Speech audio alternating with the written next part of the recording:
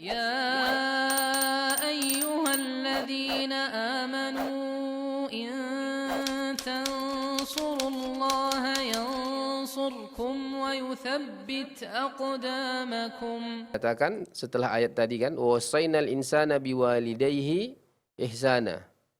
Wa qada rabbuka alla ta'budu illa iyyahu wa bil walidaini ihsana. Wa imma yablughannaka ya wa imma yablughanna 'indakal kibaru ahaduhuma au kilahuma fala taqul lahuma uffin wala tanharhuma.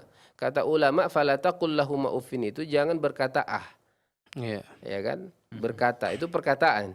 Iya. Jadi omongan itu harus baik. Jangan sampai bilang aja pun itu udah dalam bentuk penolakan, itu sudah dianggap dia itu sudah durhaka kepada orang tuanya, tidak patuh kepada orang tuanya. Kemudian walatan harhuma, jangan kamu membentaknya.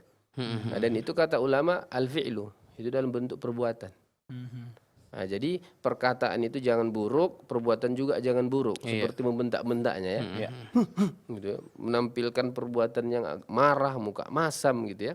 Kemudian ayat selanjutnya waqul lahuma qaulan karima. Nah, kan? Kemudian qaulan karima berarti perkataan yang baik. Kemudian wakhfid lahuma janahadzulli minar rahmah. Nah, janahadzulli minar rahmah itu artinya kita harus tunduk, patuh, tawadhu, rendah hati kepada orang tua. Nah, jadi secara umum itu kita jaga perkataan, kita jaga perbuatan di hadapan orang tua. Itu jawaban secara umum. Kalau perinciannya nanti mungkin banyak ya kan? Oh, Masya Allah. Nah, gitu kalau perinciannya banyak. Baik. Perkataan kita harus juga baik, perbuatan kita juga harus baik. Kemudian jangan lupa yang terakhir, waqur rabbirhamhuma kama rabbayani shaghira. Nah, jadi mendoa